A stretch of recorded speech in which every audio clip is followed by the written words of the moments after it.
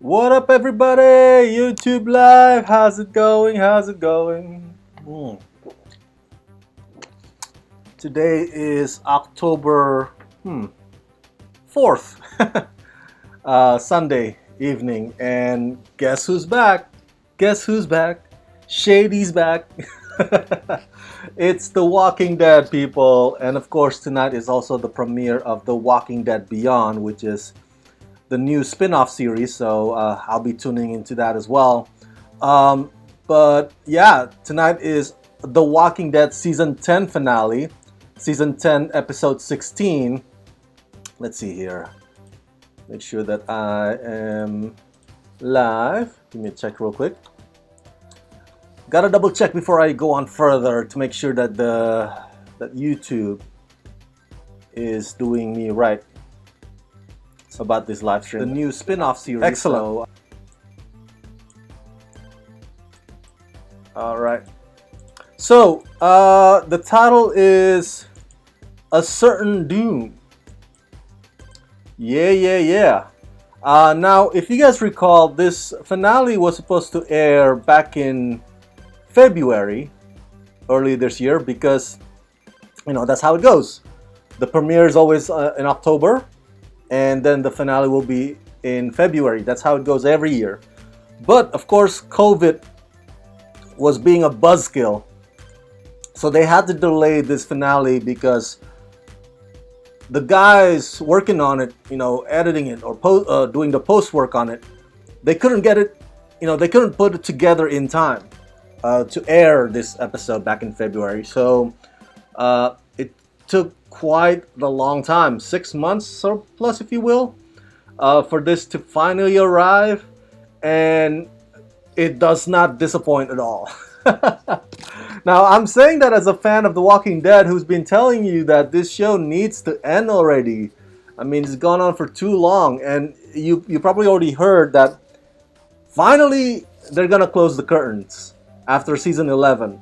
So season 11 will come in 2 parts. There will be 2 parts to season 11, and then after that there's going to be another new spin-off focusing on none other than Daryl and Carol. And tonight we also get a bit of a tease of that. So but I made some bullet points on my notes here, so let's get through them. As always with this review that about episodes that already aired. Since this episode already aired tonight, it's already out there in the universe. It's especially for AMC Premiere subscriber. Because of that, there will be spoilers in this video review. So heads up, this video review is only for those of you, the Walking Dead fans, my fellow Walking Dead fans, who have also watched tonight's episode. If you haven't seen it and you don't want spoilers, look away. But if you don't mind, then by all means, but there will be spoilers in this video. So see, there's a pattern with The Walking Dead, right? The premiere in October and the finale in February, it always it either starts or goes out in a big bang, like a gigantic herd of zombies.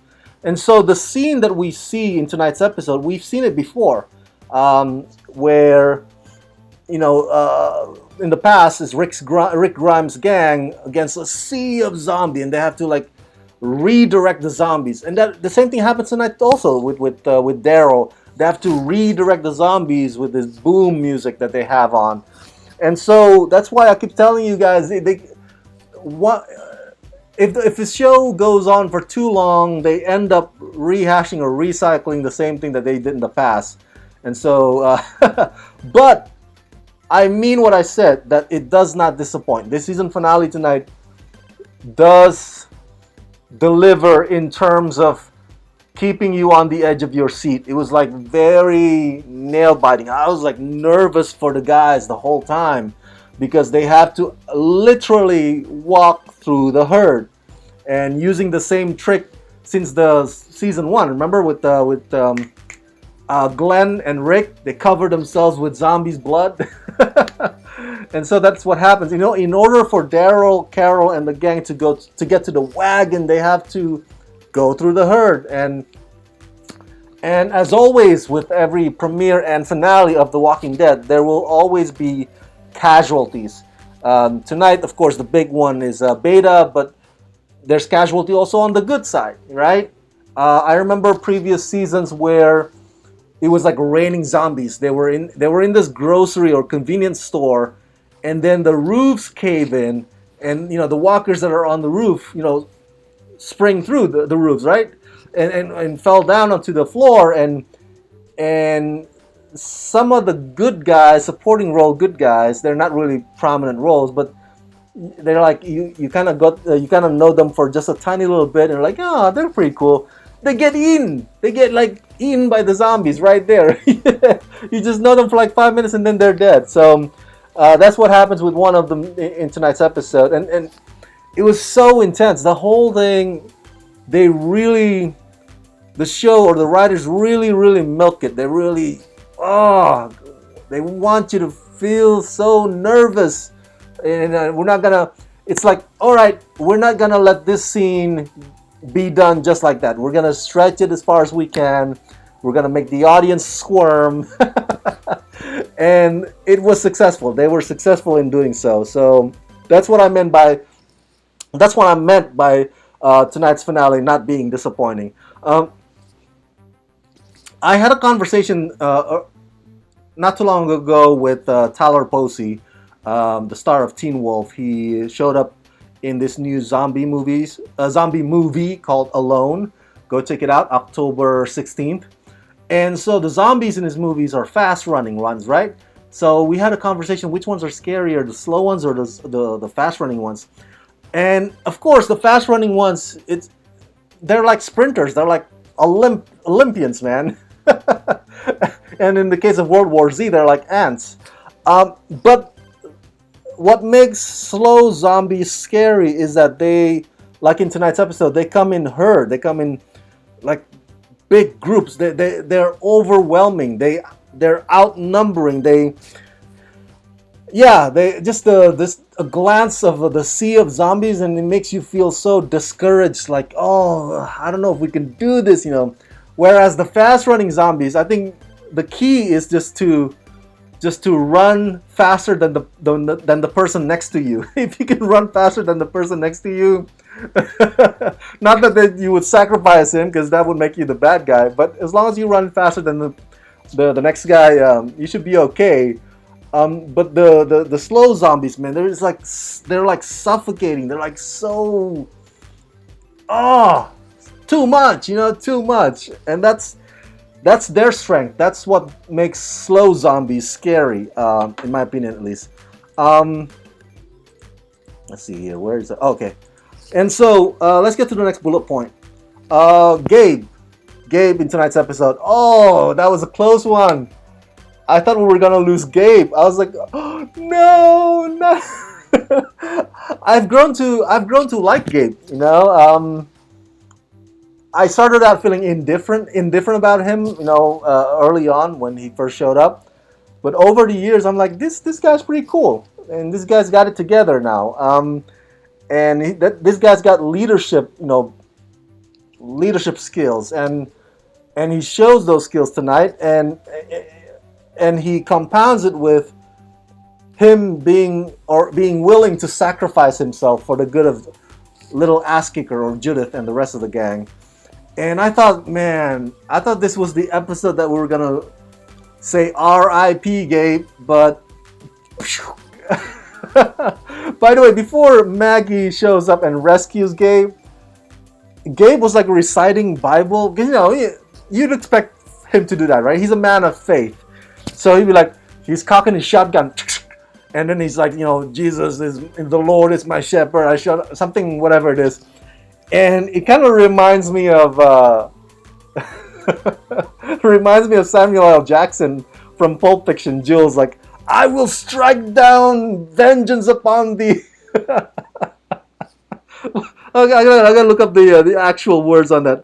I think, I will strike down thee with great vengeance and fierce anger. I think it would have been so hilarious if Gabe had quoted that instead of some other Bible verse. Of course, the one that Samuel L. Jackson quoted was also um, incorrect. It's not the exact Ezekiel verse, but that's another topic for another time. But yeah, when Gabe was like, "All right, here you go, come at me, boys," and then he recites the Bible, it just took me to Jules all of a sudden. Um, Whereas, when it comes to Maggie, as you know, Lauren Cohen is back. Um, Rick Grimes is out of the picture. Danai Gurira is out of the picture. Michonne. So Maggie's back. How do I feel about this? Because The Walking Dead is ending season 11, so I guess they want to make Maggie the new leader. Because Daryl and Carol will go off on their own, right? Um, the thing is, Lauren Cohen left the show for that ABC crapola, Whiskey Cavalier, and then it failed. And then she's like, "Hey, can you guys have me back, please? Can I come back? Walking Dead people, can I please come back as Maggie?" So there's that sort of bitterness, resentment as a fan. It's like, you're just trying to come back because you have nowhere else to go. At the same time, though, I get it. I totally get it because we're gonna have a void of leadership. You can argue that Negan could be the leader, right? Especially after tonight's show. But maybe there will be a conflict between Maggie and Negan. I mean, it's already bad enough, right? Negan killed Glenn, right, in the past, and Maggie hasn't forgiven Negan about that. So I'm guessing the conflict further on or down the road would be more of that. Would be like, hey, why are you not in jail? Like, what are you walking around? Like, so Maggie would still have that. So they're gonna they're probably gonna play that card about Maggie in the final season 11. But yeah, I'm not like Team Maggie. It's like, yay, she's back. It's like, yeah, whatever. Sure, we want to come back. Well, we'll have you back. We're that good-hearted people. But who is the masked kung fu man who played the right-hand man of Maggie on this season finale? Man, that guy's so badass. Did you see him? He's like, he just jumped in and killed the guys who almost killed Gabe, and it was just like, whoa, man, oh man. I haven't checked the news yet on who plays that character. If you know, let me know. But it would be awesome if it's one of the I don't know, one of the prominent kung fu maestros around. I doubt it would be Donnie Yen, but but hey, that's so cool. That's so cool. Maggie's right hand man can do wushu or gung fu, whatever you call it, man. He's awesome. I want to see more of that guy. Let's see some backstory on him. Lydia. People still don't trust her, and it's understandable. It's one of those sins of the mother thing. It's gonna take a while for Lydia to earn everybody's trust. I think she plays her card right though. She's not being forceful about it. She's not emo about it. Like, oh, how come you guys don't accept me? She's just like, all right, I get it, guys. I get it. I'm gonna earn my way. I'm gonna keep my head down on a down low. But one person she wants to win over is Carol, which begs me to wonder that does that mean that Lydia is gonna join Carol and Daryl's spin-off series? If that's the case, I wouldn't mind. They say three is a crowd. But I think in this case, Lydia is not a third wheel. I think it'd be nice to have Lydia joining Daryl and Carol, fighting zombies around the world. Fighting zombies around the world, like Russell Crowe fighting around the world. So it's nice that Lydia and Carol have that connection now. Now, before I end, here's my opinion. I think Carol and Daryl, they're not lovers, right? Oh, King Alonzo, you haven't seen the episode? you might want to look away. This video has spoilers regarding Beta as well. So I know what happened to Beta. It already aired tonight, the episode. So if you haven't seen it yet, this video contains spoilers. Um, all right, spoiler alert: Beta dies. Beta dies in this episode. Um, let's talk a bit about that for just a little bit before I go back to Carol and Daryl. The way Beta dies in tonight's episode was epic. It's epic. He was like, he's man. That guy amazes me. I know he's a villain, but he is the kind of villain that you love to hate because he's just so good at being a villain. And he, for the longest time, he's just so intimidating and invincible, seemingly. And so, tonight the writers like, all right, we're gonna give a mano a mano here between Beta and Negan, and it's like throwing red meat to us, right? Throwing a bone to the fans because we wanted to see that. We wanted to see like Negan versus, because Negan's the one who killed Alpha. So that was a great decision on the writer's part, and the fact that Daryl shows up and kind of helps out Negan. I know you can say that, well, it's not a fair fight. It should have been just between Negan and Beta, but I think. But I think it's a really good conclusion to a character like Beta. Ryan is here. I was fortunate to see it a few days ago and I wasn't very impressed, but the action was pretty good, and OP died as well. That's right, OP died as well. I liked it. I was impressed. Again, though, it does regurgitate the same formula from previous finales and previous premieres of this show from previous seasons. So once a show goes on too long, like The Walking Dead, they run out of ideas and they rehash the whole thing. Like the herd of zombies. We've gone through that before. But the only thing that really works tonight, in my opinion, is the whole walking in the middle of the herd thing. It's like they prolong that scene and they just milk it. And it's just so nail biting. I was on the edge of my seat. It's so good. But yeah, Beta dies epically. I think the way he and then he stretches his arms like he's like crucified, like, oh, have me zombies, come at me, bro. That was awesome. He's a great character for a villain. The spin-off, yeah. We'll talk about The Walking Dead Beyond later, but we're talking about The Walking Dead. So yeah, Beta dies epically. So let me get to my final train of thought about Carol and Daryl. Carol and Daryl, we're waiting for the spin-off show after season 11, after The Walking Dead ends with season 11, and then Carol and Daryl go off on their own. I'm looking forward to that. I hope Lydia joins them on their adventure. There's always this question: is Lydia and Carol? I mean, is Carol and Daryl a thing? Are they a couple? They're not. They're to me, and this is opinion as a fan. They're asexual. All right, they're asexual. It's not even like I love you like a brother or I love you like a sister thing. They're just like this two peas in a pod, like two souls walking the earth sort of thing, and that's what makes them unique, and that's why fans are. I mean, that's why Carol and Daryl are such fan favorite, to the point where fans would say, if Daryl dies, we're gonna riot on the streets, or if Carol dies, we're gonna take it to the streets. That's how awesome these two characters are. So to have them be together in one spin-off after The Walking Dead ends is a brilliant idea. I don't know what that makes of the Rick Grimes movie. Remember that? Rick Grimes was supposed to have his own TV movies. I don't know what happens to that. If it's still going to happen, if Andrew Lincoln already moves on, we don't know.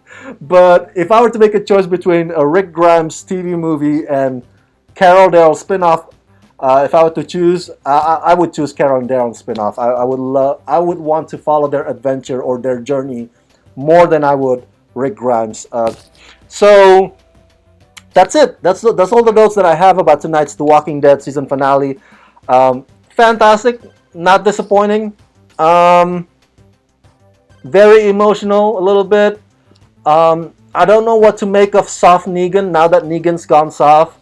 Um, Negan was also a great villain, just like Beta was a great villain, and so I get that the journey is now turning Negan into slowly but surely becoming a hero.